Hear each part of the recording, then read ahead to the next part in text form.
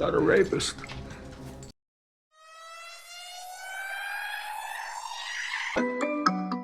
Hey guys, welcome back to the entertainment lab.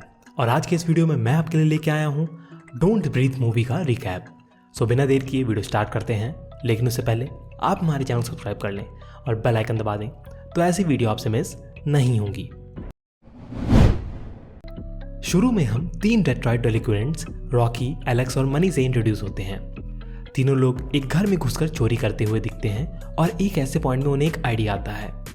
कोई उन्हें gulf war veteran Norman नॉनस्ट्रॉम के बारे में बताता है और कि उसके घर में $3 लाख कैश पड़ा हुआ है।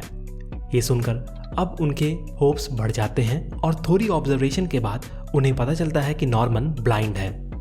एक रात तीनों उसके घर की ओर जाते हैं और नॉर्मन के रॉटवाइलर को ड्रग्स दे देते हैं। मनी नॉर्मन के रूम में भी स्लीपिंग गैस बॉटल रख देता है, लेकिन जब मनी एक लॉक बेसमेंट डोर की ओर शूट करता है, ये आवाज़ नॉर्मन को जगा देती है। मनी को ओवरपावर करते हुए रॉकी और एलेक्स के सामने वो उसे मार देता है। नॉर्मन अब अपनी सेफ को चेक करता है और उसके जाने के बाद रॉकी वहाँ से सारा कैश निकाल लेती है।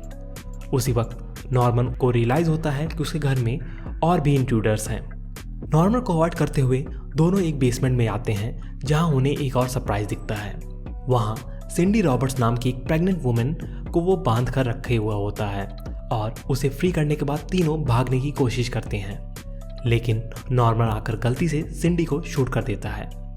इस गलती को समझकर नॉर्मन बहुत रोता है और बेसमेंट की लाइट्स भी ऑफ कर देता है। फाइनली एलेक्स और रॉकी एक चेज के बाद ऊपर भाग जाते हैं। रॉटवाइलर भी अब जाग जाता है और उसके पीछे पड़ जाता है।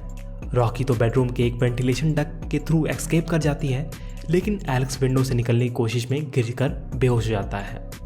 एलेक्स के जागने पर नॉर्मन उसे एक यूटिलिटी रूम में कॉर्नर कर देता है और गार्डन शेयर से मारने की कोशिश करता है। रॉटवाइलर रॉकी के पीछे पड़ जाता है और अल्टीमेटली नॉर्मन उसे भी पकड़ लेता है। रॉकी अब बंधी हुई बेसमेंट में जागती है और नॉर्मन उसे सिंडी की सच बताता है। सिंडी उसकी रिप्लेसमेंट डॉटर के साथ प्रेग्नेंट थी, लेकिन उनके मरने पर अब रॉकी उन्हें एक बच्चा देगी और फिर ही वो उसे जाने देगा। एंड मौके पर एलेक्स बेसमेंट में घुसता है और एलेक्स रॉकी को बचाते हुए नॉर्मन को हैंडकफ कर देता है और वो फ्रंट डोर से निकलने की कोशिश करते हैं। नॉर्मन खुद को फ्री कर देता है और एलेक्स को शूट कर देता है। रॉकी के पीछे रॉटवाइलर पड़ जाता है, लेकिन उसे एक कार ट्रंक में बंद कर वो भाग जाती है। नॉर्मन उसी वक्त आकर रॉकी को ड्रैग करते हुए उसे वापस घर ले जाता है। घर में जाने पर रॉकी अब उसे डिस्ट्रैक्ट करने की कोशिश करती है और अलार्म सिस्टम सेट ऑफ कर देती है। उसके बाद वो रिपीटेडली उसके सर पर एक क्रॉसबो से मारते हुए बेसमेंट में पुश कर देती है। गोली चलने की आवाज़ भी आती है और रॉकी को लगता है कि नॉर्मन मर चुका है। पुलिस उसके घर पे आए उससे पहले वो वहाँ से भाग जाती है। बाद में हम रॉकी को डीडी के साथ एक न्यूज़ चैनल पे न्यूज़ देखते हुए देखते हैं, जहाँ पे रिपोर्ट में नॉर्मन की रिकवरी की न्यूज़ आती है और उसे पता चलता है कि एलेक्स और मनी को उसने सेल्फ डिफेंस में मारा रहा है। नॉर्मन ने एक बार भी रॉकी या फिर स्टोलन मनी के बारे में नहीं कहा और एंड में रॉकी और डीडी लॉस एंजलिस के लिए निकल पड़ते हैं। अब क्या नॉर्मन रिवेंज लेने के लिए वापस आएगा या फिर रॉकी अपनी लाइफ में मूव ऑन कर जाएगी? ये सब तो पार्ट 2 डोंट ब्रीथ में हम जानेंगे।